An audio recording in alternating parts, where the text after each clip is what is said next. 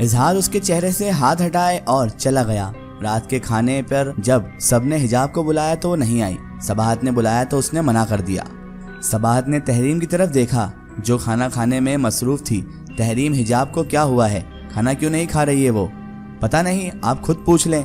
सबाहत हिजाब के पास गई तो वह बेतरतीबी से बिस्तर पर लेटी हुई थी। तकिया सर के ऊपर रखा हुआ था। सबाहत ने तकिया उसके चेहरे से हटाया। हिजाब, ये क्या तरीका है लेटने का?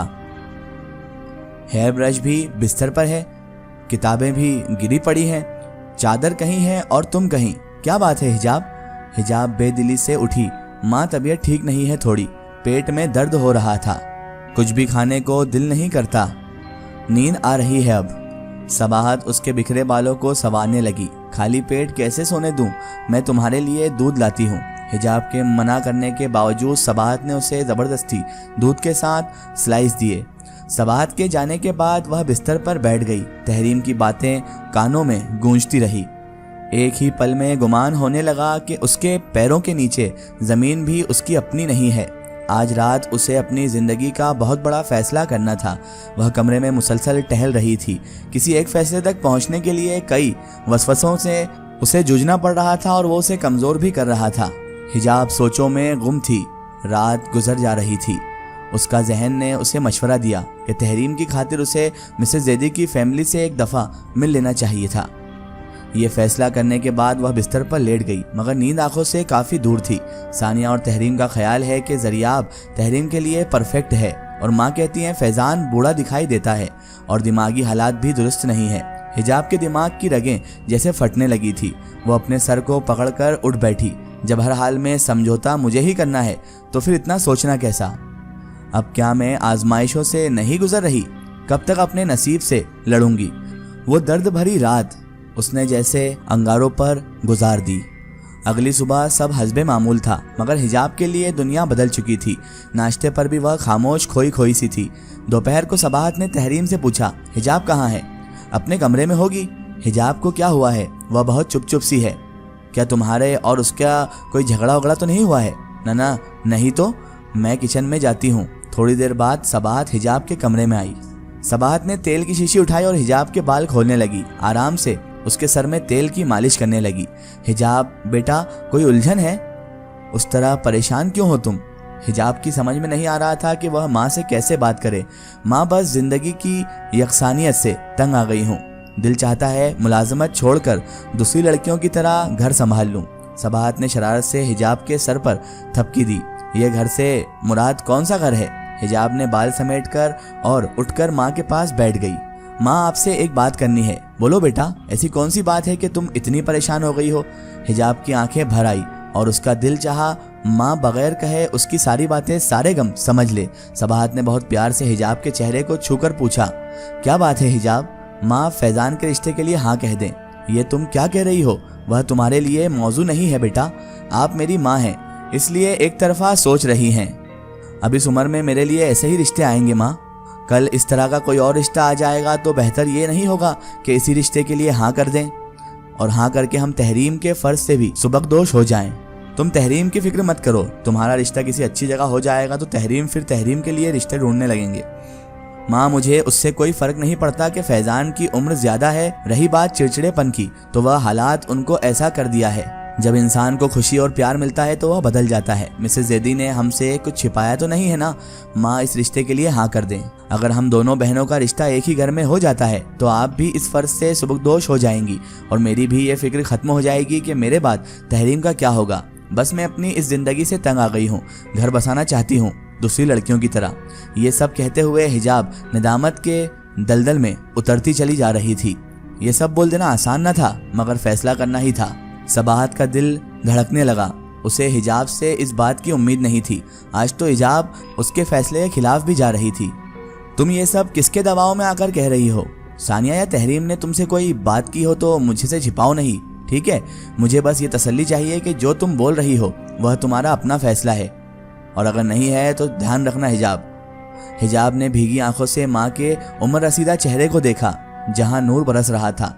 माँ, ये मेरा अपना फैसला है। किसी ने मुझे कुछ नहीं कहा है। बस अब मैं थक गई हूँ। आप बस मिसेस जैदी को हाँ कह दें। ये सब कहकर हिजाब अपने कमरे में चली गई। कमरे में आकर वह अपने बिस्तर पर गिर गई और रोने लगी। आंसू थे कि रुकने का नाम नहीं ले रहे थे। माँ मुझे माफ़ कर दें, मैं खुद भी नहीं जानती कि इस फैसले का अंजाम क्या होगा। किसी परिंदे के परों की फड़फड़ाहट की आवाज़ें। उसने सर उठाकर देखा तो बेड के साइड टेबल पर वही सफ़ेद कबूतर बैठा हुआ था, जिसके पंजे में हिजाब का पहनाया हुआ छल्ला भी था। हिजाब ने दोनों हाथ कबूतर की तरफ बढ़ाए। कबूतर वहां से उड़कर बाहर चला गया। हिजाब उसके पीछे दौड़ती हुई बाहर सहन में आई। कबूतर छत की दीवार पर बैठ गया तो हिजाब उसके पीछे सीढ़ियां फलांगते हुए छत पर पहुंच गई। कबूतर दीवार से उड़कर हिजाब के कदमों में बैठ गया। हिजाब ने मुस्कुराते हुए अपने कबूतर की तरफ हाथ बढ़ाए, मगर उसने जैसे ही कबूतर को छुआ तो जैसे उसने अपने हाथ में अंगारा उठा लिया हो, उसका हाथ झुलस गया। उसने चीखते हुए अपना हाथ पीछे किया। कबूतर ने इजहाद का रूप ले लिया। इजहाद उसके सामने खड़ा था। उसका सुर्ख और सफ़ेद चेहरा जैसे दहक रहा था। उसके जिस्म के गिर्द जैसे ना दिखाई देने वाली आग भड़क रही थी। हिजाब 2 कदम आगे बढ़ी और हैरत से इजहाद को देखने लगी। इजहाद आज वह इजहाद नहीं था। उसकी आंखें अंगारे जैसी बरस रही थी। हिजाब ने चीख कर कहा, इजहाद ये तुम्हें आज क्या हो गया है? मुझे तुमसे डर लग रहा है। इजहाद गरजदार आवाज़ में चिल्लाया, मैंने कहा था ना हिजाब कि अगर तुमने मेरी बात ना मानी और इस बार भी अपनी ज़िंदगी को दांव पर लगा दिया तो बहुत बुरा हो जाएगा। कहा था ना कि ये मैं कह रहा हूँ। कौन हूँ मैं? तुम्हारा। वह चीखा। हिजाब 2 कदम और आगे बढ़ी और कपकपाती हुई आवाज़ में बोली, इजहाद तुम तो मेरे दोस्त हो। इजहाद फिर से दहाड़ा, चुप, बकवास बंद कर लो। कर ली ना अपनी मनमानी कर ली तुमने। मुझे खो दिया हिजाब तुमने, आज अपने दोस्त को भी खो दिया तुमने। मेरी मोहब्बत तुम्हारे नज़दीक कुछ भी नहीं थी, वह तुम्हारे लिए काफ़ी नहीं थी। तुमने मेरे साथ वैसा सलूक किया है जैसे सानिया और तहरीम तुम्हारे साथ करती हैं। तुमने तो किसी बात का ख्याल नहीं किया। बाकी सब छोड़ दो हिजाब। मुझे इस बात पर मान था कि तुम मेरी बात पर यकीन करोगी, मगर फैज़ान के रिश्ते के लिए हाँ कहकर तुमने मेरा ईमान तोड़ दिया। मैं तुम्हें झूठा और खुदगर्ज लगा। इजहाद की आंखें आंसुओं से भर गई थी। तुम जानती हो हिजाब मैं कौन हूँ? मैं अपने कबीले का बादशाह का बेटा हूँ, बादशाह का बड़ा बेटा, ऐसा शहजादा जो तुम्हारे पाँव की खाक है। मैं तो फकीर था, कुछ तो रहम करती मुझ पर। मेरे खानदान का बच्चा बच्चा तुम्हें जानता है, तुमसे मोहब्बत करता है। मेरी खातिर कुछ खातिर तुम मेरा कर लेती। इजहाद की आवाज़ आंसुओं में डूब गई। हिजाब ने कुछ कहना चाहा, मगर इजहाद ने हाथ खड़ा करके रोक दिया। उसका चेहरा दहक रहा था। हिजाब मैं तुम्हारे नज़दीक किसी गिनती में ही नहीं हूँ। मैं तो कुछ भी नहीं हूँ, इंसान जो नहीं हूँ। तुमने कई दफ़ा मुझे इनकार किया, मैंने मान लिया। तुम्हारी माँ के लिए, तुम्हारे खानदान से मैं तुम्हें जुदा ना कर सका, मगर इंतज़ार तो कर रहा था ना कि तुम कब खुद आकर कहोगी मुझसे कि बस। क्या मैं तुम्हारे साथ ज़बरदस्ती नहीं कर सकता था? पलक झपकते में तुम मेरे महल मेरे कमरे में होगी, मगर मैं इंसान नहीं हूँ हिजाब। मैं तुम्हें तुम्हारी मर्जी और खुशी से हासिल करना चाहता था और तुम्हारे नज़दीक में बस सिर्फ एक दोस्त था, नाकाबिल एतबार दोस्त। तुमने मेरे साथ कौन सी वफा की हिजाब? कोई कुर्बानी मेरे लिए दी है? सोचा उस बारे में? हिजाब मुझे कुछ नहीं चाहिए, मगर तुम्हें ऐसा नहीं करना चाहिए था। ये जो तुम करने जा रही हो ना, ये सही नहीं है। वह थका थका सा था, हारा हुआ सा, बेरब्त जुमले बोल रहा था, जैसे नींद में बोल रहा हो। हिजाब दौड़कर उसके नज़दीक हुई और कुछ बोलना चाहा, मगर बस रो दी। मेरे नज़दीक मत आओ हिजाब, आज मैं तुम्हें मनाने का मौका भी नहीं दूंगा। तुम्हारा दिया हुआ बहुत सा गम लेकर मैं जा रहा हूँ अपनी दुनिया में। हिजाब फुट फुट कर रोने लगी। ऐसा ना कहो इजहाद, प्लीज़, तुम्हारे बगैर मैं बहुत तन्हा हो जाऊंगी, मैं मर जाऊंगी। तुम ही तो हो सिर्फ जिसकी वजह से मैं जिंदा हूँ। मुझे छोड़कर मत जाओ, जो चाहे सजा दे दो, तुम्हारी हर बात मानूंगी, मगर मुझे छोड़कर मत जाओ, मुझे तन्हा मत छोड़ो प्लीज़ इजहाद। हिजाब ने इजहाद के हाथ पकड़ना चाहे, मगर इजहाद ने उसके चेहरे पर एक ज़ोरदार थप्पड़ मारा और वह पलटकर पीछे जा गिरी। मुंह पर हाथ रखे वह रोने लगी। इंसानों की फितरत है सौदेबाजी करना। मेरा दिल टूट गया है, हिजाब जा रहा हूँ। उसने आंसुओं से भरी आंखों से इजहाद को देखा। इजहाद के चेहरे पर जैसे शोले भड़क रहे थे, मगर आंखों में आंसुओं की चमक थी। एक पल में वह सफ़ेदी रोशनी में तब्दील हुआ और आसमान में कहीं गायब हो गया। हिजाब ऊंची ऊंची आवाज़ों में रोने लगी। सबाहत सहन में आई तो हिजाब के रोने की आवाज़ सुनकर तेजी से सीढ़ियाँ चढ़ गई। हिजाब को इस तरह बेहाल ज़मीन पर गिरे देखकर सबाहत का दिल धक से रह गया। हिजाब मेरी बेटी क्या हुआ? सबाहत हिजाब को बमुश्किल छत से नीचे ले आई। तहरीम एक गिलास गर्म दूध लेकर आओ। सबाहत ने हिजाब के ठंडे हाथों को मलते हुए तहरीम को आवाज दी। हिजाब ने अपने आंसू रोके तो छोटे बच्चों की तरह उसकी हिचकी बन गई। तहरीम ने हिजाब के जर्द आंसुओं से भीगे चेहरे को देखकर माँ से कहा, मैं डॉक्टर को बुलाती हूँ, हिजाब की तबीयत ठीक नहीं लग रही है। हिजाब ने हाथ हिलाया, नहीं, किसी डॉक्टर को बुलाने की जरूरत नहीं है, मैं ठीक हूँ।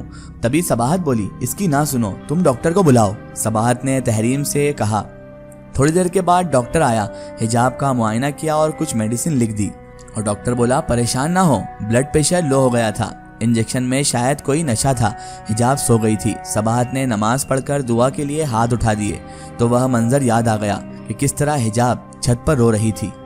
सबाहत की भी आंखें भीग गई। ऐ मेरे रब, मैं तो हिजाब से पूछ भी न सकी कि वह इस तरह क्यों रो रही है, क्या है इसके दिल में। मेरे रब, मेरी बेटी के गम दूर कर दे, मुझे दुरुस्त फैसला करने की ताकत दे मेरे अल्लाह। हिजाब फैजान के रिश्ते के लिए तैयार हो गई थी तो फिर वह किस बात के लिए रो रही थी। नमाज पढ़कर वह हिजाब के कमरे में आई तो वह जाग रही थी। सबाहत ने हिजाब का हाथ अपने हाथ में लेकर कहा, मेरी तो जान ही निकल गई थी। बेटी, तुम इस तरह छत पर क्यों रो रही थी, बताओ मुझे क्या बात है। इसका एक स्टोरी हम देखेंगे इसके अगले पार्ट में। दोस्तों, अगर आप भी अपनी जिंदगी की कोई सच्ची कहानी या सच्ची घटना हमारे चैनल से शेयर करवाना चाहते हैं और आप चाहते हैं कि आपकी स्टोरी भी माय स्टोरी बुक चैनल से शेयर हो, तो आप हमें हमारे फेसबुक पेज पर कांटेक्ट कर सकते हैं और अपनी स्टोरी वहां पर हमें बता सकते हैं।